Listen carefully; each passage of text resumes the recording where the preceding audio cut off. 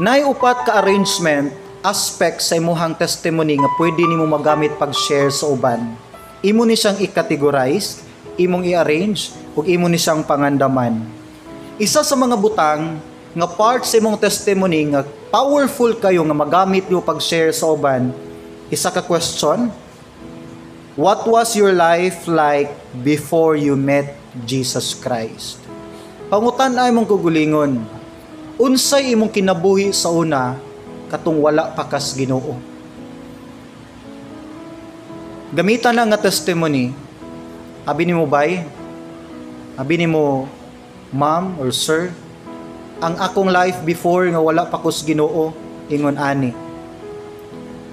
Ug sa time nga nanakos Ginoo, inani na pud ang akong kinabuhi. Hindi nimo kinahanglan pwersahon sa pagpapaminaw, pero kabalo ba ka nga mas interesado maminaw ang tao sa imong experience kaysa imong beliefs? Gani mas powerful ang atong life testimony kaysa imuhang mga principle sa kinabuhi. Naanatas generation nga di man ta atheist o agnostic ang tao, pero natatak ng principle sa ato nga to see is to believe. Kung mo na imong belief about Jesus Christ, then pakit ako sa impact sa imuhang Jesus Christ.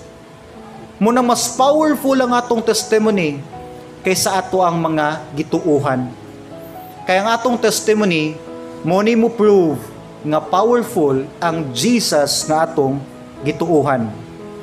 The second question is, unsay reason nga nang gidawat nimo si Christ? Kana nga question, kana nga testimony, powerful kay na. Abi nimo, besh or friend, ma or pa, lola, lolo, na-realize nako nga ang tao nang kinahanglan gid tag Savior. Munang reason gyud nga wa gid nako gimiss pagdawat si Christ sa akong life. Gyud sa niyo pag-commit imong life sa Ginoo. Nay mga tao nga curious giunsa nimo imong kinabuhi nganong nainana ka na bag-o imong kinabuhi. Nay mga tao maulaw mangutana unsay imong sikreto? Nabiyaan lagi nimo ni nga bisyo. Nausab lagi imong kinabuhi. Nay mga tao nga maulaw niya na. Direktag ingon, abi nimo bay, abi nimo ma'am. Ako lang one time akong gisurrender akong life sa Ginoo. Grabing problema niabot sa akong kinabuhi. Then ako na-realize ako nang gi-give up niya tanan. And wa ko nag-expect mo dito'y turning point sa akong life.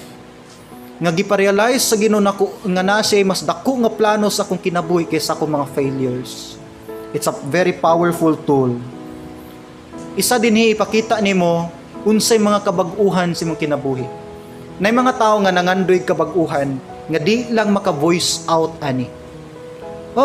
Nay mga tao nga gusto na gyud changes, maulaw lang mangutana unsaon. Nay mga tao nga gina admire nila ang life sa usa ka tawo kay na change gyud ka.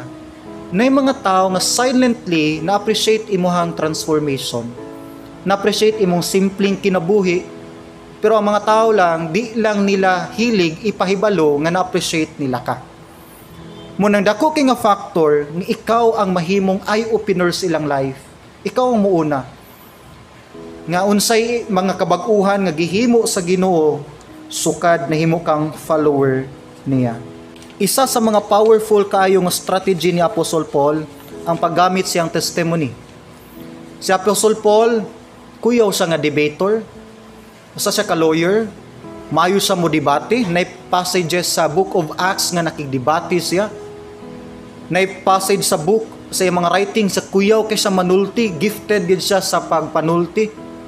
Pero kabalo mo, ang pinaka-powerful kayo nga gigamit ni Paul sa pag-convert og tao ang iyang testimony. Basahon nimo ang Acts chapter 22 to 26, kana nga mga chapters. Makita nimo diha nga ang mga tao, ang mga Jews, ang mga Pharisees, bisan ang mga Romans, seryoso king naminaw sa testimony ni Apostle Paul. Kay si Paul na siya isa ka nindot kay nga turning point sa life biya. Makita biya nimo unsa siya before o unsa siya after midawat ni Christ. Mahimong mas powerful imong belief ni Christ may mong mas powerful ang gospel ng imong gi-share kung una sa tanan pod makita ang impact niini sa imuhang kinabuhi.